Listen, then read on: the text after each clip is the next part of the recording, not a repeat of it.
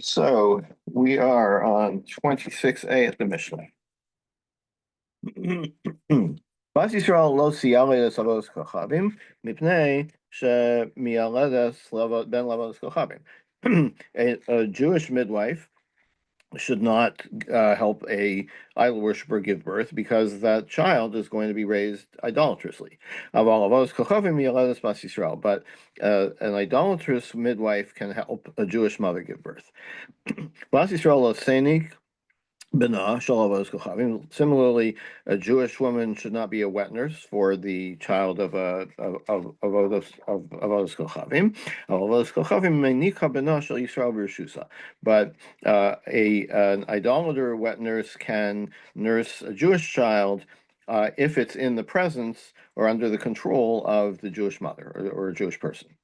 Okay, we'll see. We'll take this apart in the Gemara. Tana Rabbana. The statement of the Mishnah: a Jewish woman should not be a midwife for Avodas Kochavim, but the reverse, Avodas Kochavim lo tiyaledes bas Yisrael. But here the reverse is neither should a non-Jew, an idolatrous midwife deliver a Jewish child, mipnei shechashudin al shfichus damim, because we're afraid that the idolatrous midwife will harm the child or kill the child. Divrei Rav Meir. This is what Rav Meir says. But the Chachamim say, like in our Mishnah, with a qualification. An idolatrous midwife can serve a Jewish woman if there are supervisors. If there's Jewish supervisors, making sure that she doesn't harm the child. But not if they're just the two of them present, just the midwife and the mother. Then the mother has no control, and we're concerned that the idolatrous midwife will harm the child. Reb Meir Omer. And Reb Meir says, so we get from this that according to Rabbi Meir, there's no way. Like, even if it's under supervision, according to Rabbi Meir, you can't do it. The idolatrous midwife cannot serve the Jewish mother. Because why? Because it could be surreptitious, right? There's the soft spot at the top of the baby's head. Surreptitiously, in the chaos, the midwife could harm the child that way. And that way harm the child, kill the child, and nobody will know. So therefore, don't have her involved in the first place. As there was a case in point where a woman said to her friend, these are both of the Kochavim, Molda Yehudaisa bas Molda Yehudaisa. She disparaged the other midwife, saying, "Oh, you Jewish midwife, daughter of Jewish midwives." Amrullah, and the other one said to her, "Nefishim bishasa dahitza." Don't worry, I've killed plenty of Jewish children, right? So the Kamashpilna Minahu Dema ki Ufya Denara. I've spilled as much blood, a river of blood of Jewish children. So this is how they talk to each other, that they're in the business to kill Jewish children. So that is Rav Meir's view. That supports Rav Meir's view. Don't have idolatrous midwives under any circumstances, even under supervision. Rabbanan Amrilach, but what do the rabbis say about this reported case? Lohi, it's not so. She's bragging. Okay, we're not really concerned that sure, if they're just the two of them, the mother and the midwife are there, then we suspect the midwife. But if there are other people supervising, she's not going to take the chance. So she's just talking, she's bragging, but it's not really that this is all they do is kill Jewish children. Okay. Now, next item is, what about nursing? Bas Yisrael Lotani. A Jewish woman shouldn't nurse an Avodas Kochavim. Tana Rabbanan. Brisa says, "Bas Yisrael lo tenik b'nashal avodas kochavim." A Jewish woman should not nurse a non-Jewish child, an idolatrous child, because she's going to be helping raise a person who will be an idolater. And a idolatrous wet nurse should not should not nurse a Jewish child. Um, Mimnei shechashul al shvichas damim, again, because we're afraid she's going to harm the child. That's what Rameir says. V'chachamim, and the rabbis say same as about the childbirth, about the midwife. It's okay for an idolatrous wet nurse to nurse a Jewish child if there are other people supervising, but not in private. Not if it's just the nurse and the child. Then we suspect she's going to harm the child. Rav Meir Omer. So what we get from this, that Rav Meir says, "Yafilo acheros amdos lagavo namilo." Rav Meir says it doesn't matter. Like the rabbis say, it's okay if somebody else is there, but Rav Meir says no. Rav Meir says even if someone else is there, it's still a problem. Because before she comes over, the wet nurse could put poison on her breast and that way harm the child, and that's undetectable by people supervising because she did it before she got there. And she can kill the child that way. So that's why Rameir is more strict. Utsricha, and we have to have this to demonstrate the positions of Chachamim and Rav Meir in both childbirth and nursing. Because if it only talked about giving birth, a midwife, that's where the rabbis say it's okay to have to do it with supervision, because there wouldn't be a way if there's supervision. The rabbis say if somebody else is there, she wouldn't be able to do the child harm. Mishum dacheres also because there are other people there watching. Avamenika, but the case of nursing, since it doesn't matter how much supervision you have, if the nurse, um, you know, applies poison to her breast before she gets there, then there's no way to detect that. Or maybe they would admit that Rameir is right that you can't even do it with supervision. So that tells us that no, that the rabbis say even there, if there's supervision, it's good enough. And if it only tells us about the nurse situation, maybe that's where Rameir says that even with supervision, you can't do it. Mishum because it can be done surreptitiously before she gets there. But in the case of childbirth, if there's other people there, there's nothing you can do in advance of coming. To harm the child. It's only while you're there, and while you're there, you're being supervised. So, I would say maybe Rav Meir agrees that okay, supervision is enough to allow it. So tzricha, no, he does not. So in other words, we need to be told in both cases, childbirth and nursing, that this dispute exists. That the rabbis say with supervision it's okay, and Rav Meir says even with supervision it's not okay. Or I mean, Why would the lotion that she puts on her breast not damage the skin of her breast, the poison? Why would she do oh, that to herself? I think that there are poisons that you are only dangerous if you ingest them and not if they're on your skin. Now, I'm no Mm, expert, but it seems plausible to me. um, I mean, I don't. I'm, I mean, another question could be, well, so just have her take a shower before. Um, so I don't know. But yeah, it seems plausible that there are ways that you could poison the child that wouldn't harm your skin. Also, it's a child versus an adult, right?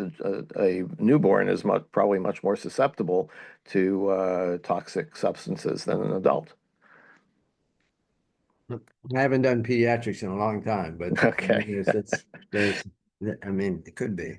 Okay. Uramina. Now we have another question. Yehudis mi'aladas avos kochavim b'sachar. A Jewish woman can act as a midwife for a idol worshiper for pay, avalo b'chinam, but not for free, not as a favor. So how do you resolve that? Right? Doesn't that like nobody mentioned yet anything about doing it for pay versus doing it for free? Um, so where does that come from? So Gemara answers, Amar of Yosef b'sachar shari mishum eva.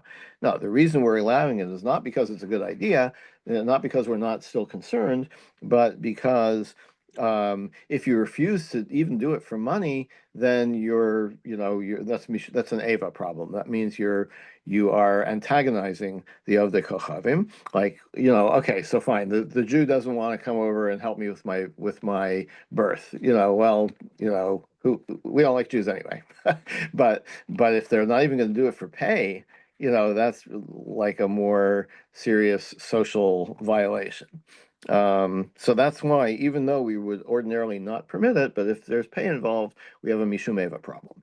It was Amar similar to Yosef. Hatzalah. If Hatzalah encounters a non-Jew in the midst, they're going to help them. They're not going to walk away because that's Ava as well. Yes, that's right. I mean, clearly, the social realities of the environment of the Talmud Bavli is different than modern times, and that has to be taken into account. And I think that Mishum Eva is a more commonly invoked legal stratagem today than it may have been then. So Rav Yosef Lememar, so Rav Yosef wanted to say, Olude oves kochavim b'shabta b'sachar shari. You can deliver a Jew can deliver an idolater's baby for pay on Shabbos as well, mishum eva. Even though it's Shabbos, we have an eva problem, and doing something for pay is only a rabbinic problem on Shabbos, right? So it can be set aside in the case if there's a mishum eva problem. So Abai says maybe not. Because no, you could say Didan diminatre shabta mechalin alayu is like, listen, I'm Jewish. I can't be mechal Shabbos to deliver your baby. I can only do Jewish babies. Didchula delaminatre Shabbos lo mechalina, but I can't do it for you because you're not Shomer Shabbos. So presumably, that would be a good enough excuse not to deliver the baby on the idolatrous baby on Shabbos. That wouldn't work today. No, I don't think so. Hatzalah, no, it's not going to work today. Yeah. Um, right. So as I said, the parameters of Mishum Eva are undoubtedly somewhat different in the modern context than in an ancient context. So Rav Yosef Rav Yosef wanted to say, Onuke b'sachar shari. Um, so we've said that if you say that delivering a baby for a non-Jewish woman is permitted if it's for money, then maybe you could say the same thing about nursing. Abai says not necessarily. Yachol lememar ipanuyahi, if she's not married, beina lin suve. She might want to say, like, I'm eligible for marriage, and if I become a wet nurse, I won't be so eligible anymore. Ishu, and if she's married already, lo kamizdahamna ba'ape gavra. Like, it's my husband's going to think it's gross that I'm nursing somebody else's baby, so it'll cause marital strife. So that way you can say, like, even though you're offering me money, I still have a good reason why I don't want to do it, and therefore we can't apply this rule of mishumeva to nursing. So Rav Yosef Lamemar, Rav Yosef also wanted to say, Hadatanya, this brisa which says, um, idol worshippers and shepherds of smaller domestic animals, Lamalin velo maridin. When it comes to if their life is in jeopardy, like, you can't put them in jeopardy, but you also can't expend an effort to save them. Um, um, And what is the issue with Roe Behemadaka with shepherds is that they're suspected of stealing, of letting their flocks graze in land that belongs to someone else. Anyway, what's the reason? Oh, sorry, asuke b'sachar shari. But however, if somebody's going to hire you to be a rescue worker, then that's okay. Mishum Eva, because if you won't even do it for money, it's the same thing. It's an Eva problem. You're going to cause animosity. Amarle Abai. So Abai says maybe not. Yachalomar lo kai bere igra. Like, you could say I have something else important to do. Like, I'm already on my way to, like, my son is standing on the roof and I'm afraid he's going to fall and die. I don't have time to save to save you because I'm already engaged in something more important to me. So even though you're offering me money, my family issue comes first. Iname, or Nikita li zimna leve davar. Or you could say, like, I've got a court date that I'm going to miss. So I can't help you, even though you're paying me. Well, can he lie? Or that's Yeah, to be the yeah, truth. clearly. Yeah, this is like you could avoid the situation, um, by making up this story. Like, or it could be that like it's possible that you don't even have to say anything. It's like the fact that they're offering you money, you know, if you didn't take the money, they might assume that you have something more important to do.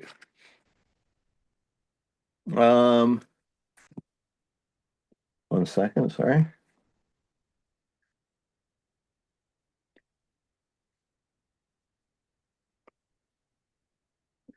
Tony Rabbi Yavo, Kamed Rabbi Yochanan. Rabbi Yavo taught this brisa before Rabbi Yochanan. Rabbi Kochav Rabbi Hamadako, Lamalin, Vilo Moridin. Like we said before, you don't throw them into the pit, but you can't lift them out. Aval Haminin v'Hamasoros v'Hamumarim. Um, if the person's a heretic or an informer or a mumar, it's another. There's like a difference between a min and a mumar. Um, um, but whatever, for these people, hayu moridin v'lo malin. You could actually put them in a dangerous situation, and not rescue them. Amarle. So doesn't that so this opposes the brisa we had before, which says lo malin v'lo moridin. You can't put them in danger. Um, and here it looks like you can put them in danger. Amarle. So he said anishona l'chol aveda sachicha l'rabos is hamumar. We have another source which says. L'chol avenas achicha, we're talking about returning a lost object to someone. It's like not just to your brother, but l'chol avenas achicha. By using that extra word, it includes the mumar. Amar hayum reading. So, like, if you even have to return their lost object, you can put them in. It's kol v'chomer. You can't put them in a dangerous situation. So, in other words, this pasuk l'chol avenas achicha indicates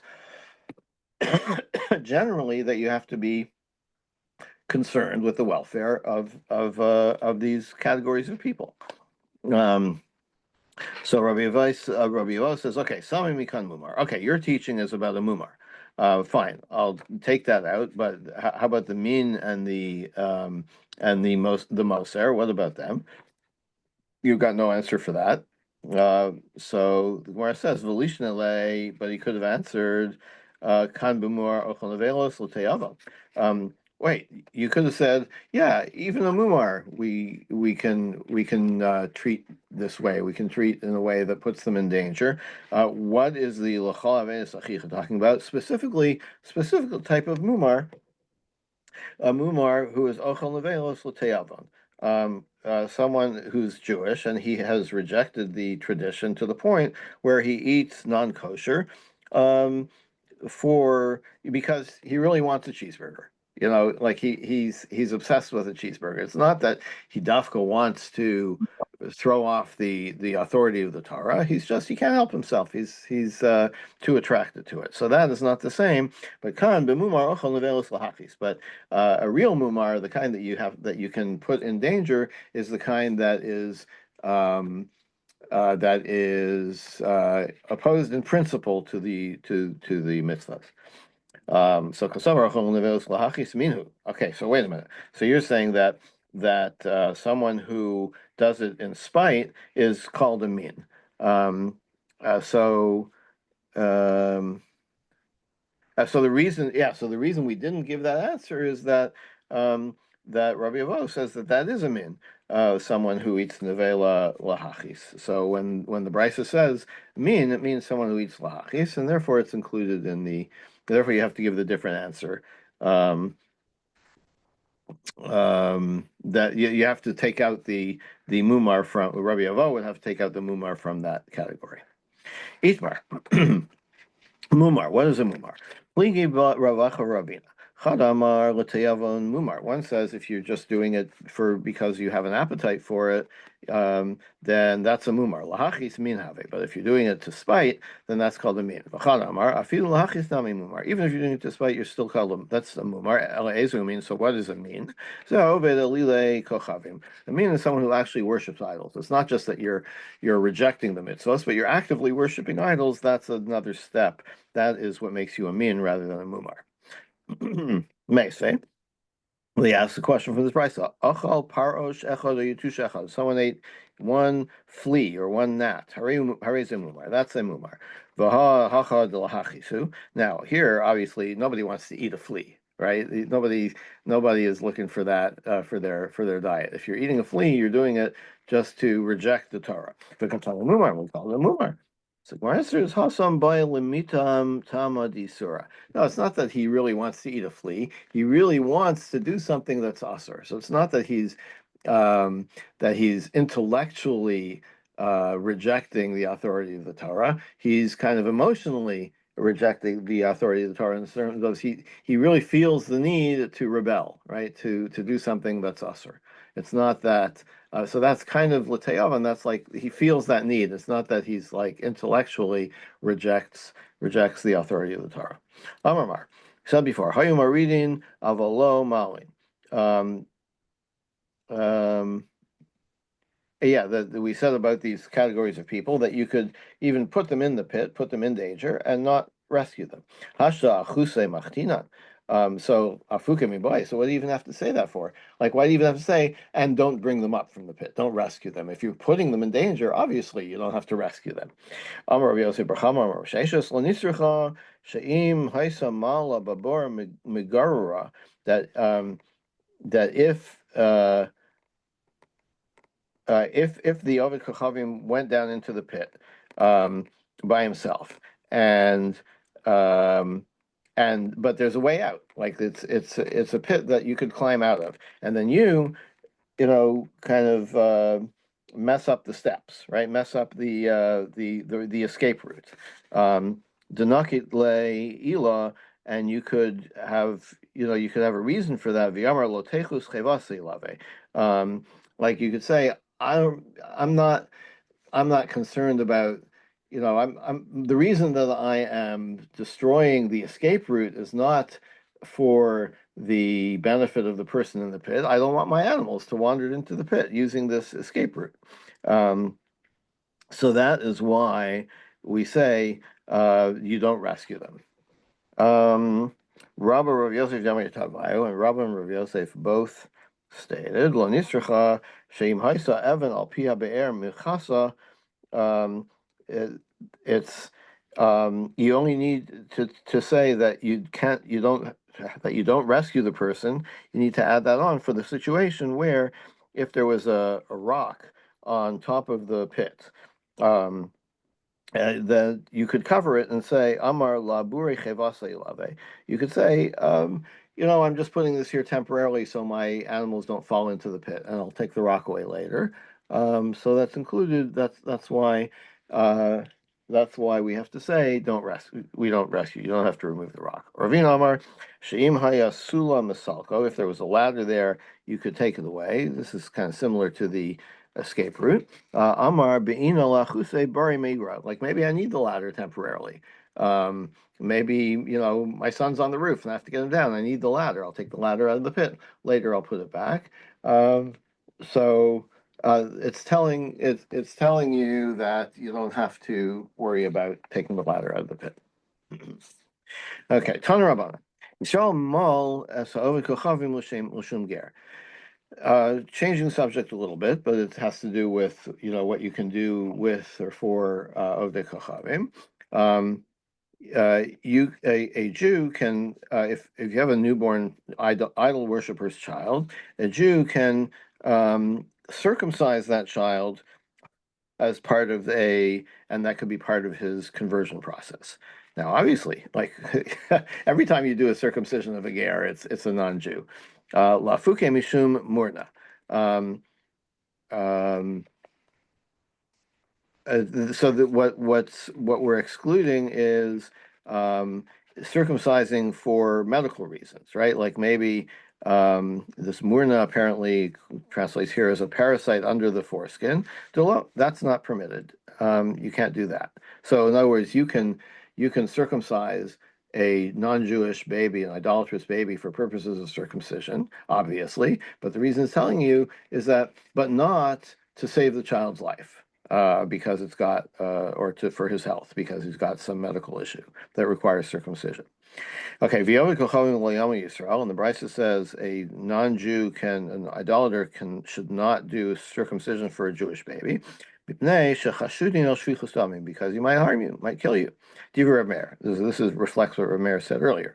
I mean, the rabbis say, "Ovid kochavim molos Yisrael bisman shachirim omdim al gabo, aval beinu leveinu lo." It's okay if there's supervision, but with no supervision, you can't let an idol worshiper do circumcision. Rabbi Meir Omer, so it's clear that Rabbi Meir says, "Afilu acherim al gabo name lo." Rabbi Meir says, no, you can't do it, even if there's supervision. Tezimnin dematzile sakina, because you might, the knife might slip, as it were. He could damage the child's genitals. That's what we're concerned about. So even under supervision, the guy's holding a knife. Things can happen. So even with supervision, Reb Meir says, don't do it. The Sarah Meir Ovikochavim low. So does Reb Meir really say you can't do that? Raminu, here's another brisa. If there's no Jewish doctor around, V'yesh Barofe Kusi Rofe Ovikochavim, and you have two doctors. One is an Ovid Kochavim, an idol worshiper, and the other is a Kuti. So the Kutim are the forced converts, and the rabbis were very suspicious of their Jewish practice and status. So Yomel Ovid Kochavim, Yomel Kuti. Use the idolatrous doctor. Don't use the Kuti doctor. Divrei Meir. Rabbi Yehuda Omer, Yomel Kuti v'el Yomel Ovid Kochavim. Not Rabbi Yehuda says the reverse. Use the Kuti doctor. But what did Rabbi Meir say? Rabbi Meir says, use the idol worshiper, right? So how come in our brisa he says you can't do it? April. So Gemara says, okay, so turn around the maybe it's misattributed. Rabbi Meir Omer Yomel Kuti v'lo Kochavim. Rabbi Meir stands by his position. You can't let an idolater do circumcision, but you can let a kuti. And the other Rabbi Yehuda is the one that says Ovid Kochavim can't do it either. Not an Ovid Kochavim, but yes, a kuti. But the Gemara doesn't like this answer. The Sover Rabbi Yehuda Ovid Kochavim Shapir. So now you want to say Rabbi Yehuda is the one that says that it's okay for an idolatrous doctor to do circumcision. Not so. Atanya, we have another brisa. Rabbi Yehuda Omer Minayin Lemila Ovid Kochavim Shepsula. How do you know? According to Rabbi Yehuda, Mila is not valid if it's done by an Ovid Kochavim. Shnemar V'atos Brisisi Shmar. When God gives the circumcision commandment to Abraham, he says, "You keep my bris," right? So you can do the bris, you Abraham, but not someone who is an idolater. Elion lo tepuch. So Gemara says, okay, fine. So let's keep the original version of the brisa. So the question is, how come Rabbi Meir says in the latter brisa that don't use the Ovid Kochavim use the Ovid Kochavim doctor and not the Kuti, and then in the previous brisa he said you can't, an Ovid Kochavim can't do meal at all. What's the case here? Barofe mumcha. We're talking about he's an expert. If this is a respected doctor and he's like the top circumciser in the country, it's not going to look very good for him if Jewish babies died under his knife, as it were. Okay, so we're kind of in the middle, but I think we'll stop here and continue here tomorrow. So he could use that expert then, right? Yes, right. Even though Saying it wouldn't look good for him if they died under his care, under his treatment. I'm sorry? I didn't understand when you said. I think because the guy's got a reputation. He's the expert in circumcision, and yet this kid got was died under his care. That's not very good for him as an expert. It's bad for his reputation. But why would that happen if he's the expert? That's the one we should. No, we're suspicious of him that he's going to do it on purpose. But he wouldn't do it. Now we're saying he wouldn't do it on purpose because it's bad for his reputation. Oh, okay, absolutely. But none of this would hold today. I mean, I would be very cautious about applying this to modern. I think that we insist, if I'm not mistaken, I think we insist on Jewish circumcision, but I'm not sure. No, but in a hospital setting, if it's for medical reasons and so forth, like the earlier case here, I mean, right? We said we shouldn't allow. Yeah, they're clearly not permitted for medical reasons, but today you couldn't say that. Right. So, not for me to say. There's probably, I'm sure that this is discussed in the practical halacha. I can't say that I'm familiar, but there are principles here that could be applied in different ways. Yeah. So I don't know how we practice today, but my impression is that you need to have a Jewish person circumcising, doing bris milah. But I'm not certain about that. Yeah, I was just referring to the case where we don't permit it in the case of medical necessity, but only in the case of a Brit Milah. The Gemara says that Mm. that wouldn't work today. If a person is a disease and needs a Oh yeah. circumcision, Yeah, yeah, you, yeah. I think, yeah. you Yeah, I can't think you that's can't probably refuse to do that. that's almost certainly true. Yeah. Okay, we'll pick it up here tomorrow. Thank you, everybody.